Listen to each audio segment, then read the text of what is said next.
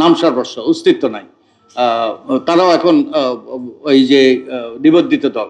তো 5 বছর পর পর নিবন্ধন নবায়ন করা দরকার। আমরা বলেছি আইনি হেফাজতে থাকা ব্যক্তিরা সরাসরি এসে নির্বাচনে মনোনয়নপত্র জমা দেবে। এটা আংশিকভাবে গৃহীত হয়েছে, পুরোপুরি গৃহীত হয় নাই।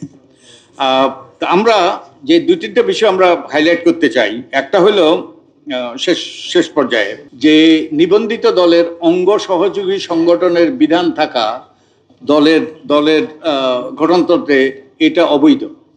আমরা 2007-এ এটা আরপিওতে অন্তর্ভুক্ত করিয়েছিলাম। তো এই দলের গঠনতন্ত্রে অঙ্গ সহযোগী ছাত্রলীগ, ছাত্র দল, ইসলামী ছাত্র সংঘ, ওই যে কি ইসলামী ছাত্র সংঘ, তারপর এরা যাতে এগুলো যাতে না থাকে। তো এই দলগুলো যেটা তাদের গঠনতন্ত্র থেকে বাদ দিয়েছে, কিন্তু তারা বলেছে এগুলো তাদের ভাতৃপ্রতিম সংগঠন। ওই যে পুরানো পানীয় নূতন বোতলে, তো এই মানে খেলা করেছে। তো আইনের আক্ষরিকভাবে তারা মেনেছে, কিন্তু তারা আইনের উদ্দেশ্য যেটা, the intent of the law totally ignored, এবং যার ফলে আমাদের বিশ্ববিদ্যালয়গুলো, পাবলিক বিশ্ববিদ্যালয়গুলো সন্ত্রাসের আখড়ায় পরিণত হয়েছে, আমাদের শিক্ষা ব্যবস্থা ধ্বংস হয়েছে। এবং আমি অনেকগুলো পোল দেখেছি, 90% বেশি মানুষ এর বিরুদ্ধে, কিন্তু আমাদের রাজনৈতিক দলগুলো এগুলো করেই চলছে, এবং আমাদের নির্বাচন কমিশন এ ব্যাপারে ভ্রুক্ষেপও করছে না। এবং এটা আমাদের নির্বাচন কমিশন তাদেরকে নোটিশ দেওয়া দরকার। তারা আইনের যে intent of the law they are violating. Okay, আরেকটা হলো আরপিওর যে আমি আগে বলেছি, নিবন্ধনের শর্ত হিসাবে রাজনৈতিক দলগুলো তারা প্যানেল তৈরি করবে। রাজনৈতিক দলগুলো প্রত্যেকটা কনস্টিটিউয়েন্সিতে তাদের সদস্যদের দ্বারা প্যানেল তৈরি করবে। ওই প্যানেল বিবেচনায় নিয়ে কেন্দ্রীয় মনোনয়ন বোর্ড মনোনয়ন দেবে। কিন্তু এবার যে মনোনয়ন দেওয়া হচ্ছে, কোনো প্যানেল তৈরি হচ্ছে, প্যানেল তৈরিটা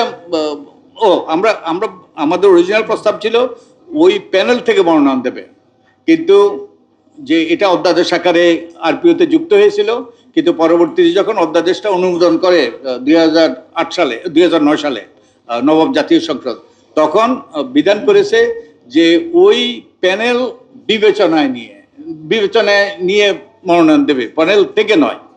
তো তার মানে যাকে ইচ্ছা তাকে মনোনয়ন দিতে পারে তারা। কিন্তু হ্যাঁ, এটা ওয়াটার ডাউন করা হয়েছে, কিন্তু তা সত্ত্বেও এখনো ওই বিধানটা আছে যে তাদের যে নেতাকর্মীদের কিন্তু একটা প্যানেল তৈরি করতে হবে, কিন্তু এটাও উপকৃত হচ্ছে। তা আমরা শেষ করব এই বলে যে আরেকটা হলো বিদেশি শাখার বিধানও যে দলের গঠনতন্ত্রে থাকতে পারবে না। তো এটাও তারা বিলুপ্ত করেছে, কিন্তু বিদেশি শাখা তো আছে, এবং তারা বাংলাদেশের মর্যাদা হানি করছে বিভিন্নভাবে, বিভিন্ন রকম অপকর্মের মাধ্যমে।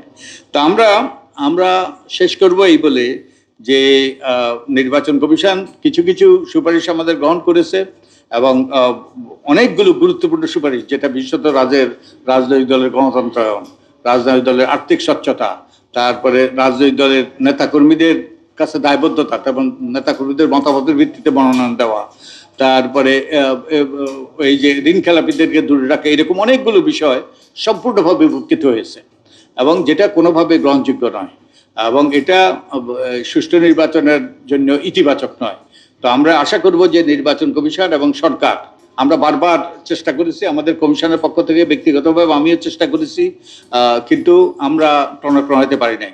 তো এখনো সময় আছে কিছু সংস্কার করার, এবং আমি আশা করি এই সরকার যেগুলো গুরুত্বপূর্ণ সংস্কার, বিশেষত নির্বাচনকে সুষ্ঠু করার ব্যাপারে তারা প্রজ্ঞাপন দিয়েও করতে পারে নির্বাচন কমিশন, আর পরবর্তী সরকার যারা আসবে তারা এগুলো বাস্তবায়ন করবে। তো আমি এখানে শেষ করছি। আপনাদেরকে অনেক ধন্যবাদ।